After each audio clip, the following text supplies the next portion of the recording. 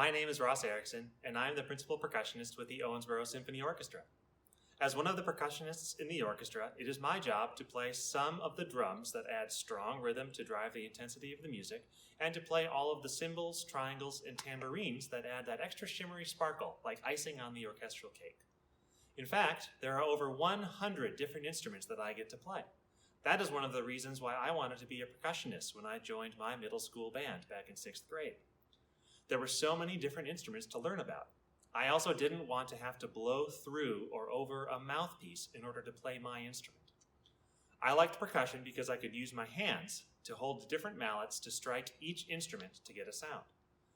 Each group of instruments uses a different type of drumstick or mallet to get the best sound, like wooden drumsticks on the snare drum or tom-toms, big felt soft mallets to be used on the timpani or the bass drum, and then sometimes just my own hands to hit the bongos or the tambourine. So I have a lot of different sticks and mallets. I'm going to tell you more about one of my favorite instruments that isn't heard very often in the orchestra. This instrument behind me is the marimba. It is an instrument that originally comes from Guatemala and from Africa, but over the past 100 years or so has evolved into this.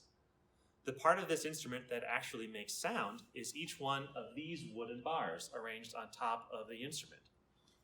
The wood for these bars comes from a very specific type of tree that only grows in Honduras, a country in Central America. On this marimba, there are 61 of those bars, set up exactly like the keys on a piano.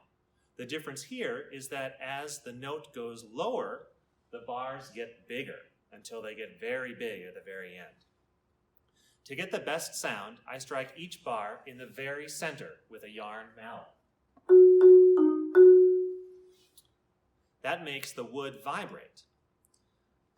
Underneath, these resonators make that sound even louder, and each bar has its own resonator. Same thing as with the bars. As the note gets lower, the resonator gets bigger. So, when it all comes together,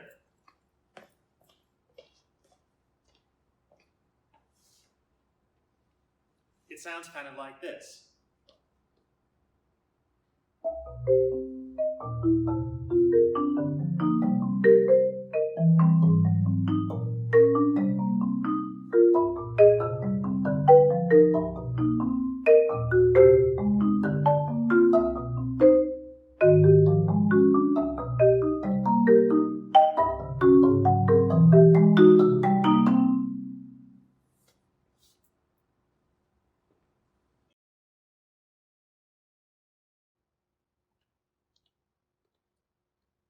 Across the many percussion instruments that I get to play, I can make one instrument sound very different depending on the type of mallet that I use to hit it.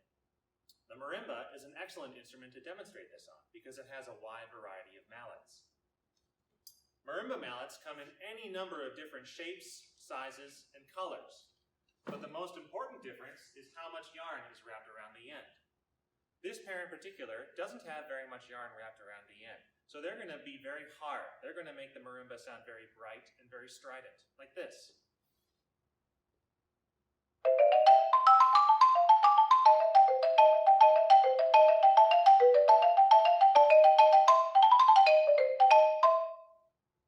If I were to play much harder, it would hurt my ears. If I want the marimba to sound softer and more mellow, I would use a softer mallet. You can see these mallets have much more yarn wrapped around the end. They're going to make the marimba sound like this.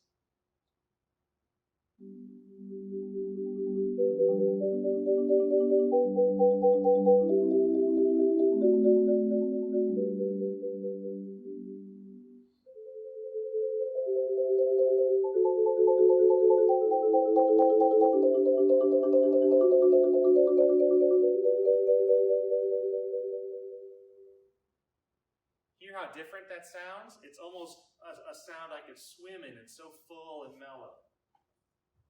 Sometimes I want the marimba to sound somewhere in the middle, not so bright, but not so smooth, something with a nice full resonance and clear articulation. So I would choose a medium hard mallet, and that makes the instrument sound like this.